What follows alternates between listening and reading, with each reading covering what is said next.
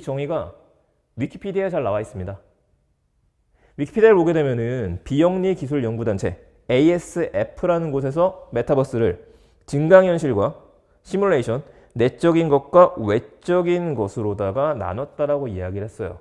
그리고 증강현실, 라이프로깅, 거울세계, 가상세계라고 이야기를 했죠. 제가 한번 정리해봤는데 이 네 가지입니다.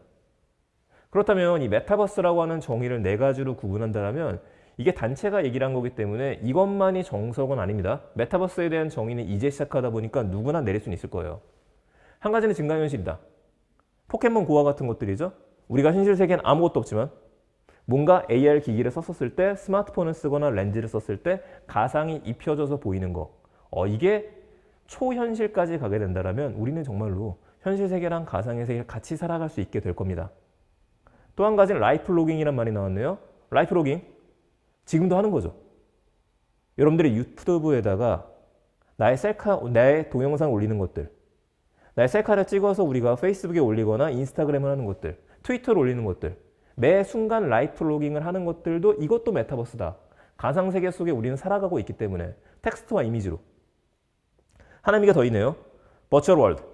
이게 조금 더 고급화되고 난이도가 높은 거죠. 우리가 가상현실 세계 속으로 풀 다이브, 완전히 들어가서 몰입하는 것들. 나의 몸은 여기에 있지만 내 몸이 느껴지지 않을 정도로 가장 오래 걸릴 것 같아요. 그리고 이젠 미러 워드라고 하는 것까지 나오죠. 거울 세계는 뭐냐 도대체? 거울 세계에 대한 정의가 좀 애매하긴 합니다. 이 사례에서는 구글 어스를 이야기를 하던데 우리는 네이버 지도를 생각하시면 될 것 같아요. 현실 속엔 여기 있지만 네이버 지도를 보게 되면 현실이 그대로 들어가져 있다. 이 정의에 따르게 되면 배달의 민족 같은 경우에도 메타버스가 됩니다. 왜냐하면 현실 세계에 있는 상점을 그대로 옮겨놨거든요. 이상하죠? 이 정의면 우리가 살아가는 그냥 메타버스는 현실에 하는 모든 게 메타버스가 됩니다. 자, 이렇게 생각하면 우리가 투자할 만한 회사라든지 우리가 관심을 가지고 봐야 되는 것들, 현실에 하는 모든 것들이 범주에 들어가게 돼요. 그래서 다른 정의가 필요할 것 같아요. 자, 저는 이 두 가지만 구분을 좀 하려고 합니다. 레디 플레이어 원 소속의 세상, 그리고 로블록스와 같은 것들. 이 두 개의 구분은 이렇게 생각해 보면 어떨까요? 내가 어디에 있느냐? 게임 밖 속에서, 게임 밖에 있는 현실에서 게임을 보면서 지금과 같은 형태로 진행이 되는 것들, 혹은 아예 게임 안으로다가 내가 들어갈 수 있는 것들, 이 두 가지로 나눠볼 수 있을 것 같아요. 그렇다면 소셜과 버추얼, 이 두 가지로 나눠지죠. 소셜은 원래 우리가 했던 겁니다. 지금도 소셜이잖아요, 우리는요. 방금 전에 여러분들은 제가 만들어 놨었던 오픈 채팅방에 들어오시면서 소셜로 연결이 되기 시작했죠. 가상 버추얼, 하지만 여러분들이 지금 눈앞에 홀로그램으로 다 서로 나타났다라면 이건 버추얼이 될 것 같아요. 이렇게 구분을 좀 해보죠. 다시 소셜은 새롭게 시작된 이야기는 아닐 것 같아요. 왜냐? 우리가 메타버스를 정의를 하자면 가상세계에서 만나요. 내일 모레 만나자. 드림플러스 오시는 게 아니라 우리가 가상공간에 만나는 거죠. 혹은 미션이 없어도 됩니다. 그냥 같이 살아가는 거예요. 같이 밥도 먹으러 가고 낚시도 하러 다니고 가상세계 속에서. 마지막으로 뭔가 미션이 주어진 같이 해결하는 것들. 이거 새로 왔던 게 아니네요. 이미 있었네요. 기억나시는 올드게임 유저분들 많으시죠? 98년도였었습니다. 리니지. 98년도, 99년도 엄청났었죠. 리니지라는 게임. 우리나라 게임 강국 아니에요? 이렇게 간단한 게임 속에서 사람들이 모여서 협동하고 살아가고 미션을 해결을 하고 성을 만들고 리니지로 묶였었습니다. 시간이 흘러서 어떤 일이 벌어졌느냐? 2004년도 리니지 2가 나오고 나서 바치해방 전쟁이라는 얘기까지 나왔었죠. 이때 스토리가 기억하시는 분들도 계실 거고 혹시 기억 못하시는 분들이라면 지금 적어두셨다가 이거 다 끝나고 난 다음에 꼭 한번 풀 스토리를 봐보세요. 어마어마했었죠.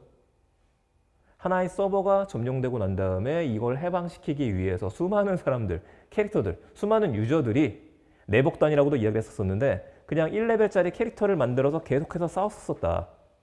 하나의 전략을 보는 것 같았었고요. 이 자체가 영화로 만들어져도 재밌을 것 같아요. 이미 우린 경험했었어요. 또 가볼까요? 조금 더 과거입니다. 96년도. 1996년도에 거의 최초의 MMORPG였었죠? 바람의 나라. 요즘에는 바람의 나라가 모바일로까지 나왔습니다. 96년도였었어요. 96년 똑같네요. 내 몸은 현실 세계에 있지만 난 시간이 될 때마다 가상현실이라고 할 수 있는 이 게임에 들어가서 사람들이랑 대화도 하고 사실 돌아다니면서 레벨업 안 해도 되는 거잖아요. 하루 종일 대화만 해도 됩니다. 96년도. 근데 좀 그래픽이 별로죠, 요즘 보기엔. 우리가 원했던 거 이게 나와야겠죠. 와우. 2004년. 수많은 사람들의 시간을 뺏어갔었던 시간 강탈자였던 바로 그 와우가 나왔던 게 2004년입니다. 월드 오브 워크래프트. 당연히 그래픽은 굉장히 좋아졌죠. 방금 전에 우리가 얘기했던 거 다 들어가 있네요. 이 와우라는 세계에 혼자 말을 타고 돌아다녀도 되고 자유롭게 비행을 해도 되고 한꺼번에 보스를 잡으러 레이드를 떠나도 되고 난 자유롭고 싶어 혼자 놀아도 되는 겁니다. 어떤 일까지 벌어졌죠? 결혼식까지 열렸었죠. 오랜만에 보니까 제가 또 재밌더라고요. 월드 오브 워크래프트에서 만난 커플 결혼식도 와우 했다. 칼 들고 있는 거 보세요. 그 밑에 보시면은요. 리니지에서도 이렇게 결혼식 열렸었습니다. 이미 우리는 현실하고 가상세계 경계 속에서 다양한 미션을 해결을 했었어요. 미션이 없는 게임은요? 굳이 게임에 미션이 있어야 되나요? 없어도 되겠죠. 자, 이게 등장했죠. 세컨드 라이프. 두 번째 삶이다. 이름조차도 정말 가상현실에 맞게 지었었네요. 세컨드 라이프 저도 국내 세컨드 라이프가 상장하고 서비스를 시작하고 난 다음에 한번 해봤었습니다. 자, 이렇게 생겼었죠? 기억나시는 분들도 계실 거예요. 2003년에 나왔었어요. 미션이 별로 없죠. 여기 안에서 그냥 살아가면 되는 겁니다. 여러분들이 원한다라고 한다면 이 안에서 건물도 지을 수 있고 다른 사람을 고용을 해서 물건을 팔 수도 있죠. 그래서 우리나라도 그렇고 세계적인 기업들이 여기다가 자기네 홍보를 하기 위해서 건물을 짓기도 했었잖아요. 이때 굉장히 거품이란 얘기까지 많이 나왔었어요. 이게 말이 되느냐? 말이 되죠. 일단 유저들이 몰려있는 곳이었으니까. 캐릭터 같은 경우에도 나를 닮은 클래식한 거의 뭐 무료로 줄 수 있는 아바타를 만들 수도 있고 돈을 더 내게 되면은 약간 세련되게 나를 꾸밀 수도 있고 난 이건 모르겠고 나는 현실 세계와 다르게 가상 세계 속에서도 내 얼굴이긴 싫다. 나는 동물이고 싶어. 난 한 마리 치킨이고 싶다. 그러신 분들은 치킨 캐릭터로 들어가게 되는 것들이고요. 나는 동물 수인족이 되고 싶은데 약간 일본 애니메이션과 같은 것들 아니메라고 이야기를 하는데 이것도 가능한 형태였었습니다. 다양한 형태로 살아가는 거니까요. 그런데 지금 하시는 분들 별로 없죠. 저도 궁금해가지고 오랜만에 과연 이 서버가 살아있었을까 봤는데 서버가 살아남아 있다라고 하는 분들도 있고 아닌 분들도 있고 아직은 좀 헛갈립니다. 확실한 건 이젠 더 이상 우리는 선택하지 않아요. 왜 실패했을까요? 너무나 완벽했던 것 같은데. 와우는 아직까지 살아남아 있죠. 근데 이런 게임들은 왜 도대체 실패했을까요? 그냥 살아가는 것들. 여러 이유가 있겠지만 그 중에 하나는 이게 아닐까 싶어요. 2003년을 얘기했었는데 2004년에 페이스북이 나왔죠. 트위터가 2006년에 나왔죠. 사람들하고 소통만 하면 돼요. 아무것도 안 해요. 살아가는 것도 안 해요. 굳이 우리가 컴퓨터 게임 앞에 들어가서 이것저것 행동을 하지 않아도 돼요. 더 빠른 모바일이 생겼죠. 스마트폰에 접속해서 카톡을 날리면 되는 거고 스마트폰에 접속해서 페이스북에 내 일상을 올리면 되는 거고 트위터로 한 줄을 날리면 되는데 이게 더 쉬운 거예요. 자, 왼쪽 밑에 제가 가볍게 집어넣었죠. 싸이월드. 대단했었죠. 1999년이었습니다. 이것도 생각해보게 되면 메타버스겠네요. 우린 도토리도 소통을 했었으니까. 그리고 싸이월드가 좀 있으면 또 돌아오죠. 5월달부터. 그래서 싸이월드가 갑작스럽게 그 이름이 안 붙었다가 메타버스 수혜라는 얘기까지도 나오고 있습니다. 이것도 하나 우리가 염두에 둬야 될 것 같아요.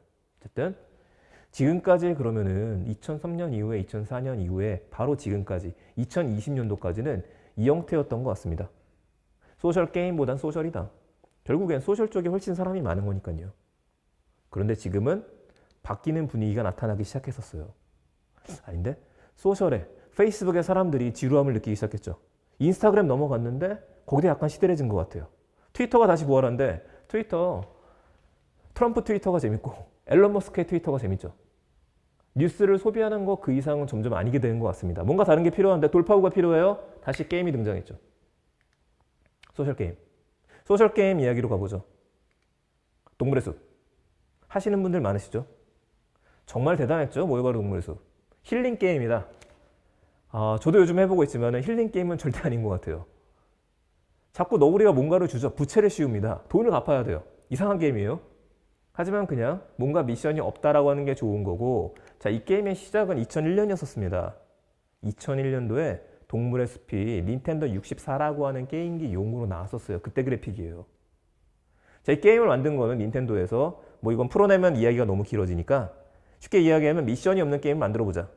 굳이 레벨업을 하지 않아도 되는 어머니가 했던 플레이를 아들이 딸이 이어서 하더라도 함께 좀 재밌게 즐길 수 있는 힐링 게임 슬로우 라이프를 만들어보자. 이래서 탄생했던 게 동물의 숲이었었고 당시에는 엄청난 일이었었죠. 당시에는 게임들은 계속 난이도가 올라가는 게임들밖에 없었어요. 제게 닌텐도 64. 그런데 기대했던 거에 비해서 성적은 좀 저조했었어요. 왜 그러느냐?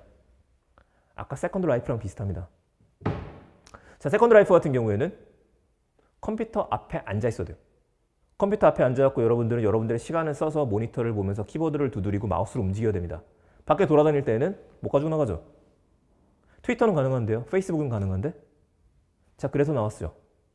이거를 살려준 게 뭐였었느냐? 얘가 등장했죠. 오랜만에 보실 겁니다. 2005년도에 등장했죠. 2005년도에 자, 등장한 거 동물의 숲이 등장을 한 게 닌텐도 DS용으로 등장을 했어요. 휴대용 게임기. 이때 당시에 송혜교 씨가 광고했었던 거 기억나시는 분들 계실 겁니다. 이게 인기를 있었던 이유? 휴대용이죠. 딱 맞아떨어졌던 거였죠. 닌텐도 DS 열풍이 불기 시작하면서 아무데나 가서 누군가를 기다릴 때 책을 보지 말고 책 대신에 얘를 펼치고 난 다음에 게임을 할 수 있잖아요. 동물들하고 아기자기하게 살아갈 수 있는 이게 2005년이었어요. 그리고 터닝했죠. 닌텐도 스위치용으로 등장하기 시작하면서 동물의 숲이 더 캐릭터가 귀여워지고 더 할 만한 게 많아지기 시작했었죠. 자, 그러면서 뭐가 등장했습니까? 조 바이든.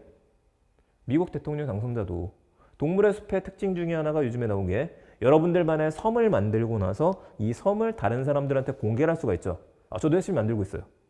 자기의 코드를 공개하게 되면은 꿈의 섬이라 그래서 누구든지 간에 나의 섬으로 놀러 와서 내가 만들어 놓은 걸 보고 갈 수가 있습니다. 이거를 대선 때 캠프에서 썼죠.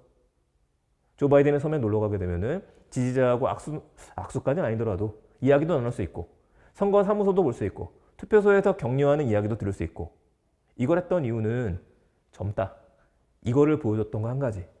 그리고 코로나로 인해서 사람들이 이동을 못하다 보니까 힐링 게임이라는 이야기를 들으면서 폭발적인 인기를 얻었었어요. 자, 최근에는 LG가 만들었죠. LG 디스플레이. 올레드 섬이라는 걸 만들어서 제가 지금 코드명을 넣어놨는데 이건 다 인터넷에 공개가 돼 있습니다. 이 코드를 찍고 들어가시게 되면은 LG에서 만든 OLED 버추얼 라이프라 그래서 이 섬에 들어가서 이 섬을 탐험할 수가 있게 되어져 있죠. 이렇게 신경을 쓰기 시작했더라. 점점 이야기를 들으실수록 안 하는 게임인데 분명히 있으실 거예요. 왜냐면 그런 생각이 드신다고 한다면 지금의 메타버스라고 하는 거는 우리들을 대상으로 한 게 아니라서 그렇습니다. 우리들은 이런 게임들 정말 몰입해서 하진 않거든요. 30대 이하 그 정도. 아니면 게임을 좋아하시는 분이랑 40대까지도 가능할 것 같네요. 어쨌든 하나 더 봐볼까요? 홍콩 조슈아 윙 우산혁명 이어지는 내용이죠. 관련된 메시지를 전하는 수단으로 동물의 숲을 쓰기 시작했더라. 이 얘기가 나오면서 중국에서 동물의 숲이 금지됐다라는 얘기도 나왔었죠. 정말 다양한 활용도가 나오기 시작하는 겁니다. 특징이죠. 휴대용 언제든지 돌아다니면서 우리가 접속을 할 수 있다. 활용도 굉장히 높아지는 것들로 만들기 시작했다. 이게 동물의 숲의 성공 요인이었었다. 얘가 빠질 수 없겠네요. 메타버스 이야기를 할 때. 마인크래프트 2011년. 도대체 왜 이렇게 못생긴 캐릭터들을 하는 걸까? 이런 의문을 가지고 보셨던 분들이 많을 겁니다. 아니, 이 마인크래프트라는 게임을 보게 되면 애들이 사각형이잖아요. 우리는 분명히 화려한 그래픽에 익숙해져 있었는데 리니지 봐보세요. 엄청나죠? 요즘에 나온 것들. 그런 그래픽에 익숙한데 갑자기 네모로 되어져 있는 애들이 나타나가지고요. 네모로 되어 있는 나무를 부시고 네모로 되어 있는 좀비를 잡아요. 이런 게임이 뭐가 재밌다고? 재밌죠? 원래 이 게임의 시작은 그냥 섬에서 살아가는 거죠. 밤이 되면 좀비가 나타나고 혼자서 살아가는 생존 서바이벌 게임이라고 나왔었던 것 같아요. 그런데 점점 모드가 크리에이티브 모드 이런 것들이 들어가기 시작하면서 샌드박스 정말 모래를 만지는 것처럼 우리가 이 건축이라는 걸 하게 되다 보니까 어마어마한 건축물들이 많이 나오기 시작했습니다. 요즘에 초등학생들 보면은요 정말 잘 만들어요. 3층짜리 저택을 만드는 것들, 드래곤을 만드는 것들, 조각을 하는 것들. 나 이런 것만 보면 어지럽던데? 아니요. 혼자서 잘 화면 돌려가면서 정말 많은 것들 만들어냅니다. 도띠아 잠들 이런 분들 덕분에 유튜브에서 관련된 매뉴얼들 더 넘쳐나죠. 이제는 게임을 하는 걸 넘어서서 게임 안에서 스토리를 만들어 갖고 촬영해서 올리기도 하죠. 이게 변화죠. 많은 사람들이 모여 있으니까. 그러니까 누적 판매 2억 장이 판매됐답니다. 매월 2억 2,600만 명이 있는 곳이래요. 2014년에 마이크로소프트가 3조 원을 주고 인수했었죠. 이때도 이게 나왔겠죠. 도대체 이 회사를 왜 샀느냐? 지금 말할 수 있죠. MS는 미래를 산 거죠. 얼마 전에 있었던 일이 있었죠. 버클리 대학교에서 졸업식도 이렇게 대학교를 가상으로 만들어 놓고 진행을 했더라. 자, 멀리 갈 거 없이 우리나라는요. 오른쪽 밑에 보시게 되면 이거 뭐죠? 청와대죠. 청와대에서 이런 행사를 했었죠. 유튜브에 들어가시면 아예 나와 있습니다. 제가 그 일부를 좀 가지고 왔어요. 잠깐 봐보죠.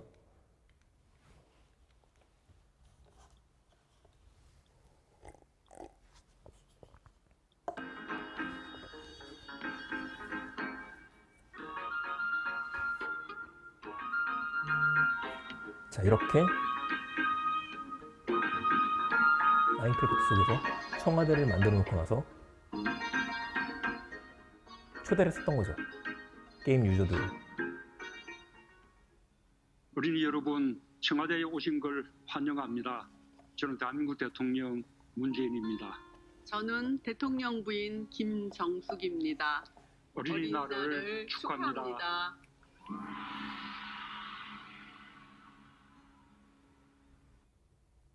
예, 잘 만들었죠? 실제 마인크래프트 해보신 분들은 아시겠지만 저렇게 만들려면 정말 많은 노가다를 해야 됩니다. 또 우리나라는 게임 강국이다. 이렇게 메시지를 전하는 수단으로도 쓸 수 있게 되는 거죠. 그리고 게임으로 그치지 않고 지금처럼 유튜브로 보내게 되면 다시 또 사람들한테 보여줄 수 있는 하나의 뭔가 명작과 대작을 만들고 나면 우리의 욕심 중에 하나가 나만 보는 게 아니라 내 친구들만 보는 게 아니라 다른 사람한테 보여줄 수 있는 것들, 이거를 잘 파냈죠. 여기다가 마인크래프트 내에서 게임을 만들어서 판매를 하는 것들, 혹은 마인크래프트 내에서 의상과 디자인을 만들어서 판매를 할 수 있는 것들, 이런 것들도 잘 갖춰져 있죠. 2006년 로블록스 다시 한번 해보죠. 마인크래프트의 아류 아니었나요? 저도 그렇게 생각했었거든요, 예전에. 마인크래프트가 워낙에 인기 있다 보니까 어느 날 갑자기 사람들이, 꼬맹이들이요, 로블록스라는 게임을 하고 있는데 이게 뭔지 모르겠어요. 아니, 마인크래프트는 네모난 캐릭터에 이제 좀 익숙해졌는데 애들이 이상한 걸 하고 있어요. 로블록스래요. 근데 보니까 이게 더 오래됐네요. 2006년. 매월 1억 5천만의 유저랍니다. 아까랑 비슷하죠. 마인크래프트만큼. 자, 주요 사용자가 그런데 16세 미만이에요. 어린아이들이다. 사용시간이 그런데 이 친구들이 156분이나 하더라. 유튜브로 54분, 인스타는 35분, 페이스북 21분 하는데 이렇게 되면 긴장을 느끼게 되는 것 당연한 얘기겠지만 소셜이죠. 지금까지 소셜의 세계 속에서 SNS에 못 떠나게 사람들을 묶어놨는데 SNS는 안 하고 게임 속에서 여러 가지 게임을 즐긴대요. 로블록스가 뭐길래? 이렇게 생겼습니다. 전 지금 봐도 이 디자인이 바로 적응은 안 돼요. 이렇게 굉장히 다양한 디자인이 있고 일단은 뭐 마인크래프트에 비해서는 각지진 않았다. 자, 오른쪽 밑에 보면 이게 굉장히 유명한 게임 중에 하나인데 게임 중에 하나가 이런 게임이 있어요. 입양하세요. 이름이 진짜 입양입니다. 가게 되면은 어른하고요 아이하고 둘을 묶어갖고 돌아다닐 수도 있고 그 안에서 학교도 있어요. 교실로 들어갈 수 있고 여러 가지 파티도 즐길 수 있습니다. 밑에 있는 거 소설 오브 파이팅이라고 하는 거는 이거는 가서 마법으로 대결을 즐길 수 있는 것들. 그러니까 로블록스라는 게임은 하나인데 플랫폼이죠. 이 안에 들어가게 되면 정말 수많은 게임들이 하나씩 더 있는 겁니다. 이 중에서 원하는 것들을 골라서 들어가면 돼요. 그러면 지금 코로나 때문에 학교를 못 갔던 친구들이 애들한테 야, 로블록스 가자. 가서 만나서 게임을 즐길 수 있게 바뀌게 되는 거죠. 마인크래프트 같은 경우에는 하나의 섬에 만나서 게임을 즐기려면 이 섬을 렐름이라 그래서 매달 돈을 내야 되는데 그럴 필요가 없는 거죠. 그러면 잠깐 봐볼게요.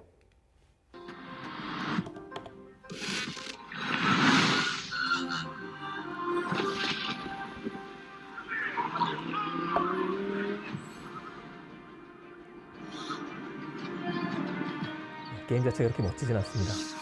이거는 홍보 영상이니까 로블록스 세계 속에서 이렇게 다양한 것들을 즐길 수 있습니다 라고 만들었던 거죠. 드래곤도 만들 수 있고 다 유저죠. 이 안에서 RPG와 같은 것들도 즐길 수가 있고 그냥 열기구를 타고 날아다녀도 되고 FPS 게임처럼 배틀로얄 게임을 즐길 수도 있고 저렇게 실제로 비행선을 타고 다니거나 자동차를 타고 돌아다닐 수도 있습니다. 굉장히 무한한 가능성이 있는 가상세계를 만들었죠. 그래서 메타버스라는 얘기가 나왔던 거죠. 자, 여기다가 하나 더 있습니다. 로블록스 스튜디오. 개발자분들과 디자이너분들이 저는 이번에 이런 것들을 준비해서 메타버스 세계를 보면 볼수록 더 많은 기회가 있는 게 분명하구나라는 생각들을 좀 하게 됩니다. 상상하는 모든 걸 만들어 보세요. 몰입형 생성 엔진을 무료로 이룰 수 있다고 그러죠. 무료로. 실제 무료입니다. 여러분들이 지금 사이트에 들어가셔갖고 로블록스 엔진을 다운받으시면은 스튜디오를 다운받으시게 되면은 여러분들께서도 조금 언어 자체를 배울 필요는 있죠. 그런데 내가 게임을 만들어서 실제 판매를 할 수도 있더라. 수많은 개발자분들이 로블록스에다가 실제로 만들어서 판매도 일어나고 있죠. 근데 좀 이상하지 않나요? 16세 미만인데. 그렇게 돈이 클 것 같진 않아요.